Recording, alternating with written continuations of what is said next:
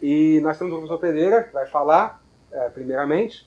E o Pedreira veio para o PESC em 2016? Não, antes. 2015? Sim, sim, por aí. 15, por aí. Então é uma relativamente recente aquisição do PESC, e uma muito importante, porque ele trabalha nessa área que é, digamos, a área do momento na computação, e vem trabalhando com diversos alunos em vários problemas. A Laura é aluna de doutorado dele, e vai falar um pouquinho do trabalho dela e das coisas que ela vem conseguindo fazer. Então é uma oportunidade boa de você ver um professor e também a aluna falando sobre o seu trabalho. Okay? Vou deixar o Pedreira se apresentar e falar um pouquinho mais do tema da palestra. Então, obrigado pela participação. Obrigado, Daniel. A gente vai falar hoje um pouquinho sobre classificação de padrões. Eu resolvi deixar um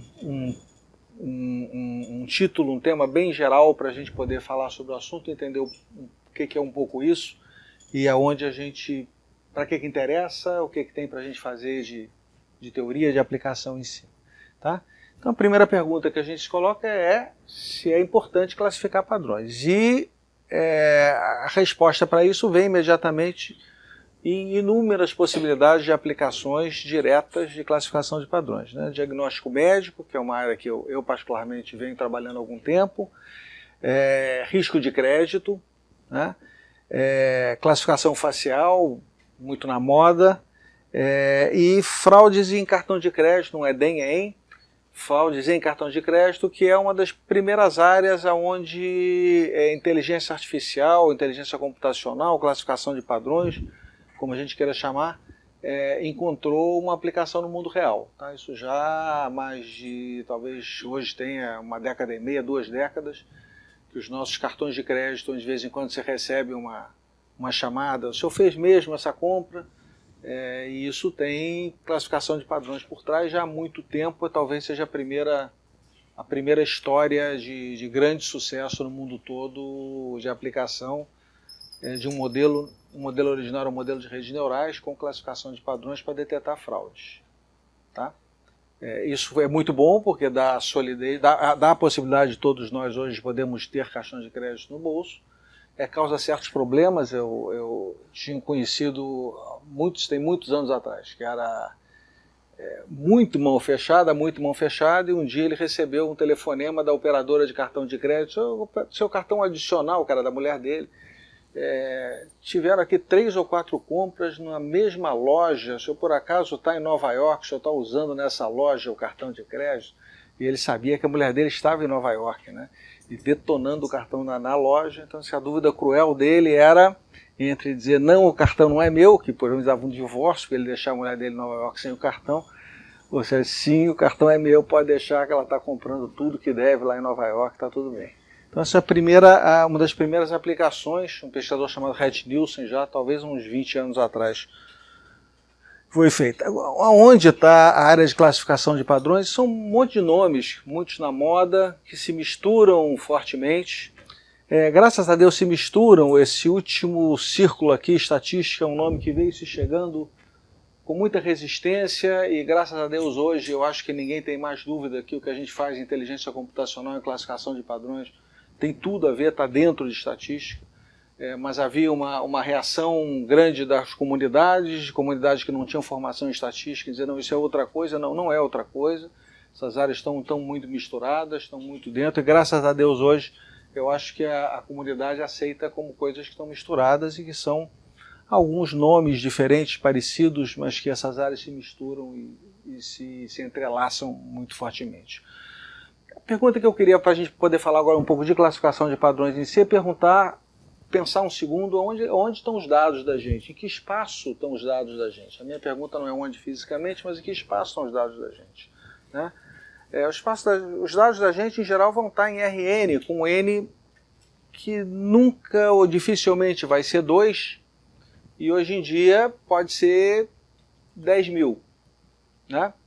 Ou seja, o que é esse N? É a quantidade de coisas que a gente mede em cada observação que a gente tem. Então, por exemplo, se eu tenho um cliente para o qual eu estou decidindo se eu vou dar crédito ou não vou dar crédito, eu vou passar um questionário com 15 perguntas, eu tenho 15 respostas, salário dele, quanto tempo ele está no emprego, idade, etc, etc. Essas 15 respostas para cada cliente vão colocar o meu problema de classificação, eu vou ver esse cliente como um ponto em R15, tá? Com 15 dimensões. Cada uma das dimensões é uma resposta que o cliente me deu.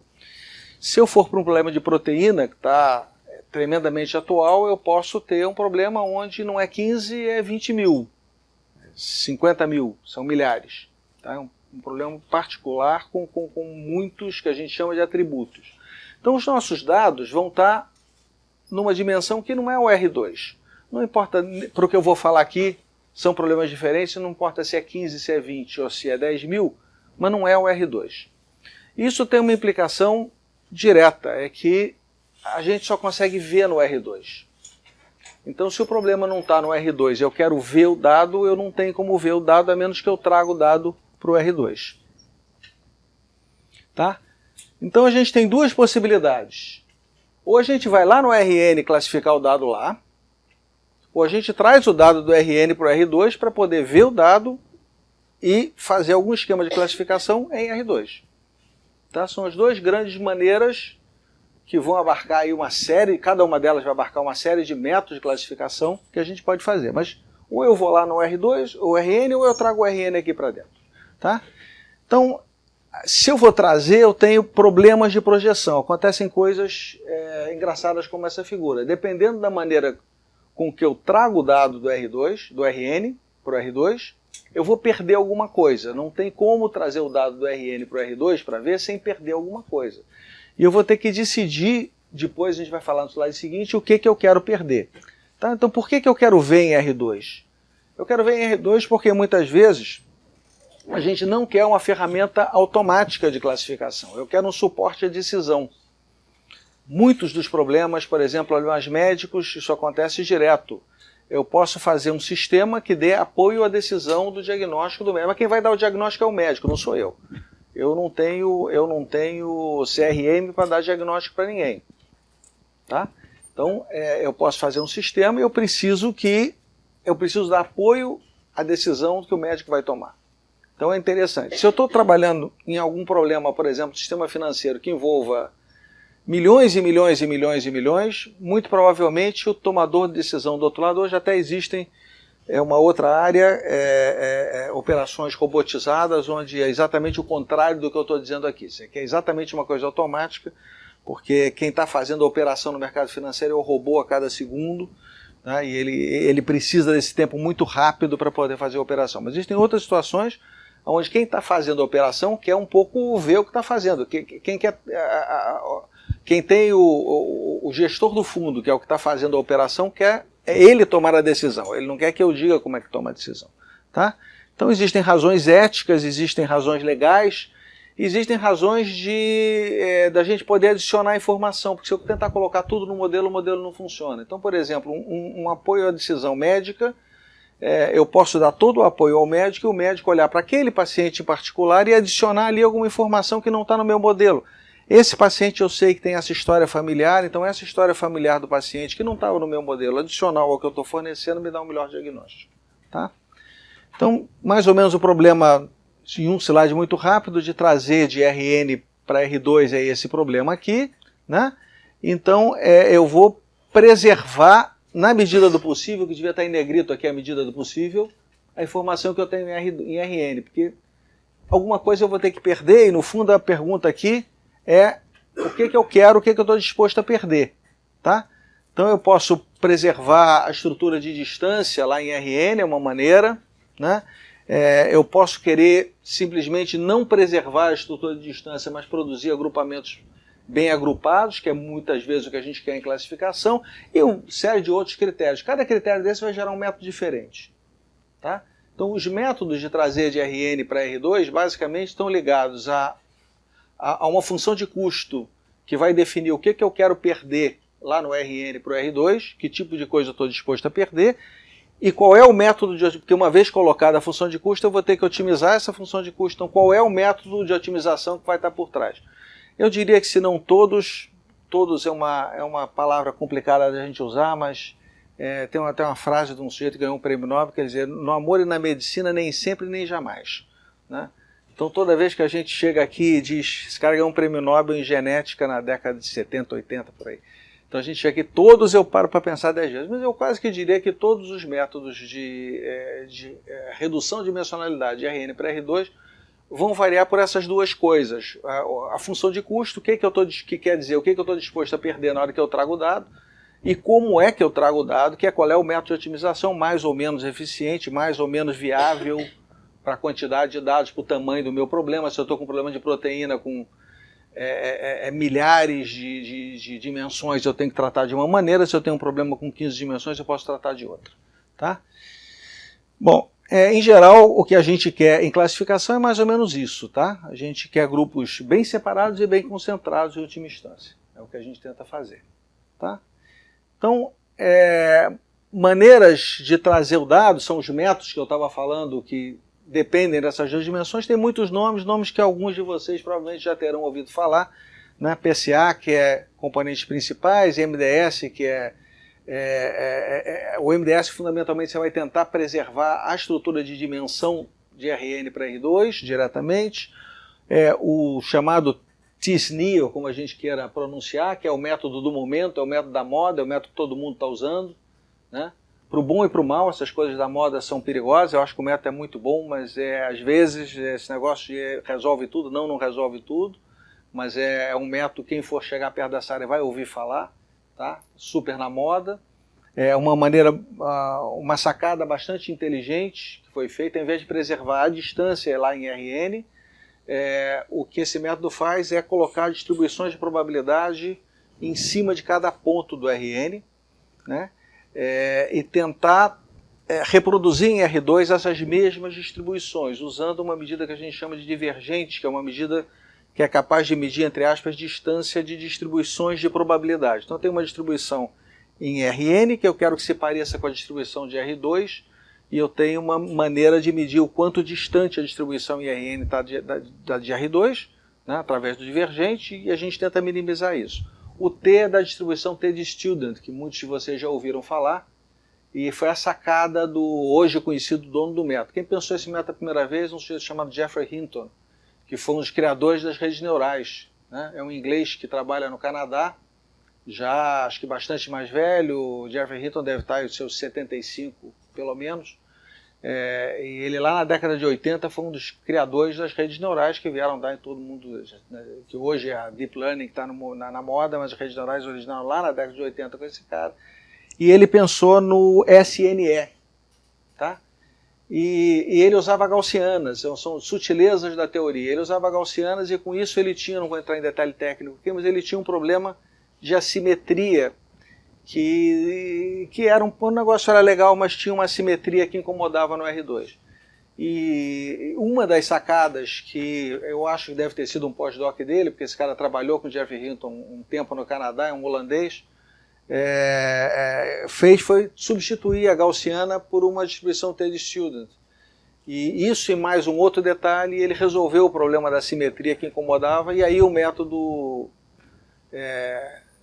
ficou muito famoso. Ele ficou muito famoso, é bom para quem está fazendo tese aqui lembrar disso também, entre outras coisas, porque você entra na página dele, ele tem implementações desse método na linguagem que você inventar, ele implementou. Né? Em Python, em MATLAB, em Java, em blá blá blá blá blá blá blá blá. E é claro que isso aí faz o método ficar famoso, porque você quer experimentar, você vai lá, aperta o botão, pega o programa do cara e roda. Não tem que programar coisa nenhuma. Então ele disponibilizou isso em 10 linguagens diferentes, e com isso ajudou muito o método ser difundido. Tá? Vou passar aqui rápido em cima do PCA, que eu acho que a gente não queria entrar em detalhe para deixar o espaço do tempo aqui para a Laura.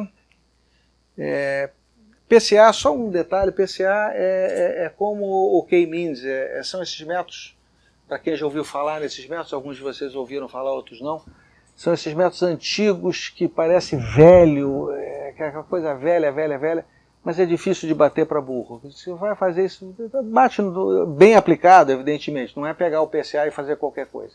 Mas quem sabe usar um PCA, quem sabe usar um K-means, chega muito perto de métodos muito mais sofisticados. O PCA está nessa linha de coisas que foram inventadas aí há 30 anos atrás e sobrevive com pequenas modificações e até hoje é difícil de bater. Tá? A gente bate, tem métodos que melhoram, ele tem problemas. Hoje em dia a gente conhece os problemas todos do método já, mas são dos métodos clássicos que são difíceis. Tá? Então estou passando rápido aqui no detalhe, isso depois a apresentação fica disponível, né, Daniel? Quem quiser olhar algum detalhe a mais, está aí a apresentação. Tá? MDS também eu vou passar rápido, né? E vou chegar na situação onde eu quero ver o dado direto lá em RN, só para falar um pouco disso. Tudo que a gente falou até agora é pegar o dado em RN, projetar ele em R2 para tomar a decisão. Mas existem alguns métodos importantes, eu separo 3 aqui bastante importantes, o SVM, redes neurais e métodos locais globais, onde eu não vou ver coisa nenhuma, eu vou tentar resolver o problema lá no espaço original. Tá? SVM é um método extremamente poderoso, eu não diria dele na moda, porque ele está sendo fortemente usado já, talvez, ele é um método de talvez 2 ou 3 décadas, mas fortemente usado há 5 a 10 anos e continua sendo muito bom, dificílimo de bater nele, é um método que é o benchmark, é a comparação, quando a gente faz uma coisa nova a gente vai comparar com SVM, né? E tem algumas sacadas muito interessantes. Uma das sacadas é que ele pega o problema e faz o caminho contrário. Em vez de trazer o problema para uma dimensão menor, ele leva o problema para uma dimensão muito maior. E se eu vou aumentando a dimensão, se eu vou fazendo combinação das minhas variáveis, em algum momento fica tudo separável. Em algum momento é tudo que a gente chama linearmente separável. Eu passo um plano no meio e separo 2 coisas. Só que eu posso estar numa dimensão tão grande, mas tão grande, que eu não vou, que a gente chama generalizar. Eu não vou conseguir passar do resultado dos meus dados, que eu já conheço, para os dados que vão vir depois de amanhã. Tá? Porque eu tenho parâmetro demais para estimar. Talvez seja a melhor figura para lembrar. Se eu vou para uma dimensão muito alta, tem um momento que a quantidade de parâmetros que eu tenho para estimar é tão grande que eu, ao invés de reconhecer uma caneta, eu vou começar a reconhecer a poeira da caneta, eu vou começar a reconhecer a manchinha da caneta. E aí a próxima caneta que vier não tem essa manchinha, não tem essa poeira, e eu vou dizer que a caneta não é uma caneta. Eu quero reconhecer caneta e não manchinha de caneta. Então eu vou para uma dimensão muito alta demais, eu começo a ver detalhe que não é o que a gente quer. A sacada do SVM é que tem esse espaço muito grande, a gente não entra no espaço. É como se a gente chegasse na porta do espaço, fornecesse os dados aqui, eu não posso ver o que está lá dentro. Então eu jogo os dados lá para dentro e tiro um número daqui, um número só. Então eu não visitei o espaço de dimensão muito alta. E é por isso que funciona.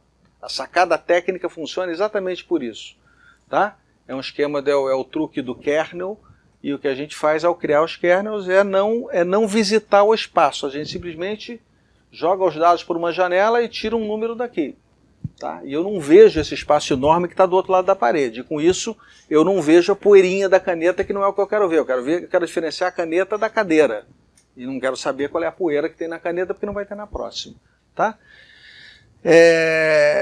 Redes neurais, provavelmente também muitos de vocês já ouviram falar. E o método local global entrou aqui porque é alguma coisa que a gente está fazendo nesse momento.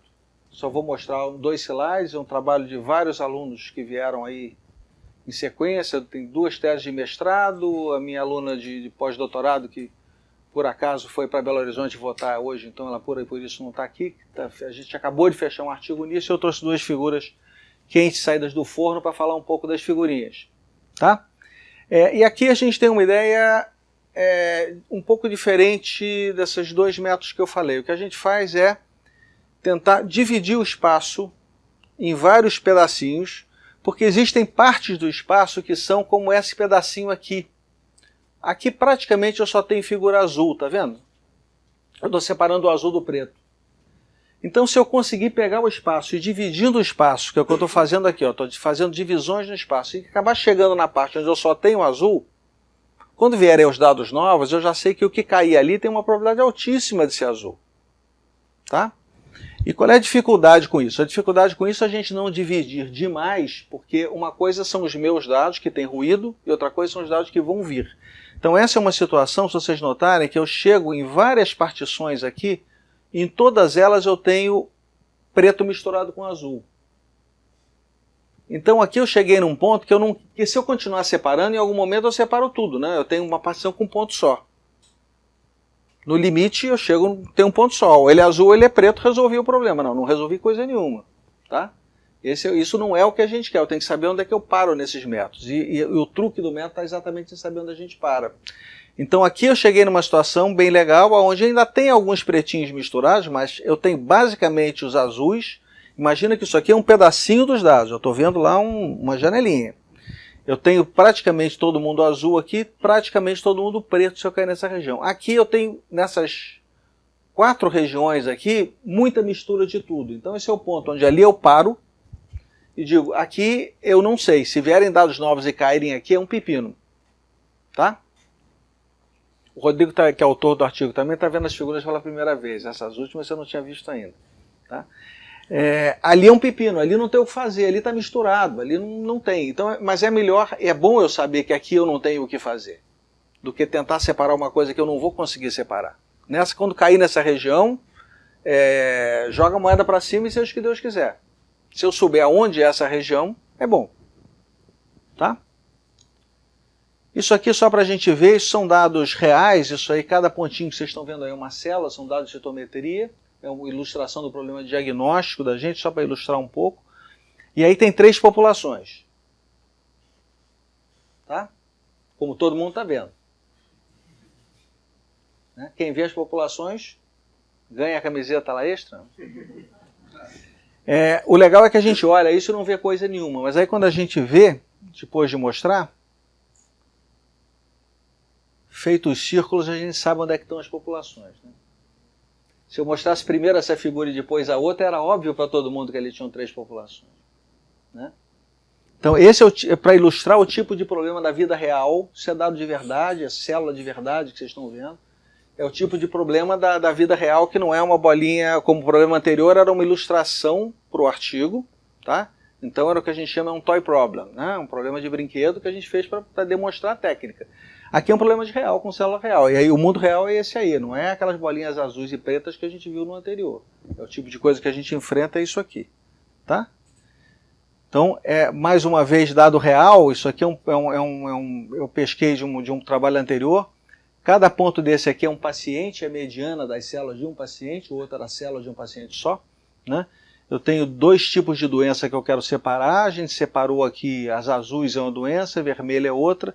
E esses pontinhos apontados aqui são pacientes novos que a gente coloca para testar, fora da amostra, como a gente chama, para ver se ele caía no azul. Ele caiu no azul, que é exatamente onde tinha que cair mesmo. Tá?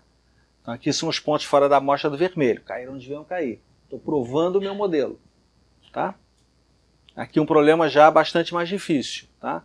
Eu já tenho, até deu certo, esses pontos estão caindo aqui, mas eu tenho uma zona do agrião aqui que é complicada. Tá?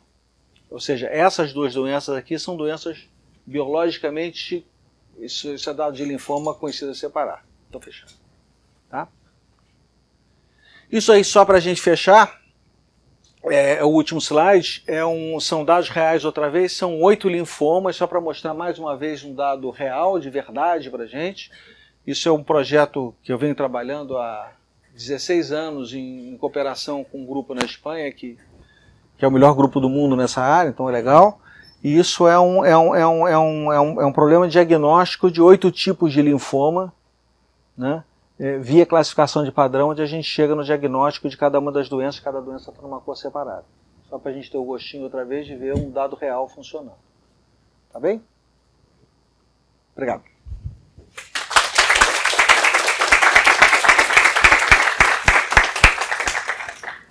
Perguntas? Tem curiosidade, professor. Nesse último programa, quantas features mais ou menos o senhor usa para fazer a apresentação? Nesse último problema, 24.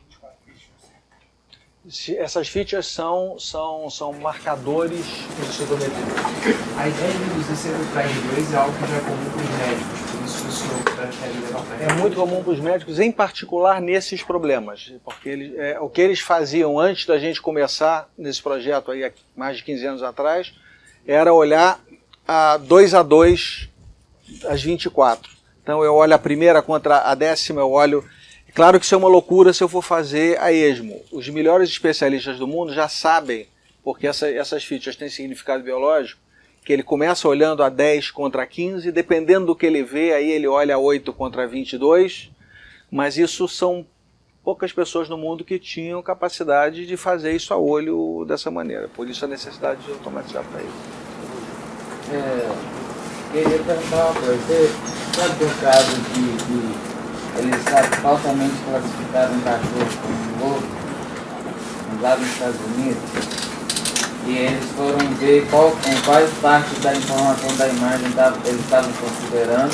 E aí a inteligência artificial estava considerando a neve e não o cachorro. Pode acontecer. O mundo real foi o que eu mostrei para vocês quando eu estive no Soldado Real. O mundo real tem ruído. Tudo tem ruído. Né? E tudo tem erro. É muito difícil você chegar numa situação onde você... Por exemplo, esses problemas de diagnóstico que eu acabei de mostrar, a gente tem erro, mas não pode ter erro, porque tem um diagnóstico atrás. Então, como é que a gente montou o modelo? A gente montou o modelo para que, na hora que o sistema tenha alguma dúvida entre duas doenças, ele não tenta acertar, ele me diz, eu estou em dúvida entre duas doenças. Isso foi feito a pedido dos médicos, naturalmente. Eu não posso errar, eu não posso dizer que é isso e correr o risco de não ser. Tá? Então, se qualquer dúvida que o sistema tenha, ele vai te dar opções e não vai tentar acertar. Então, cada problema é um problema. Outros problemas é o inverso. Você vai arriscar o erro e vai tentar acertar de qualquer jeito. Ok. Vamos guardar as perguntas para depois. O professor Pedreira está disponível aqui no corredor ou por e-mail.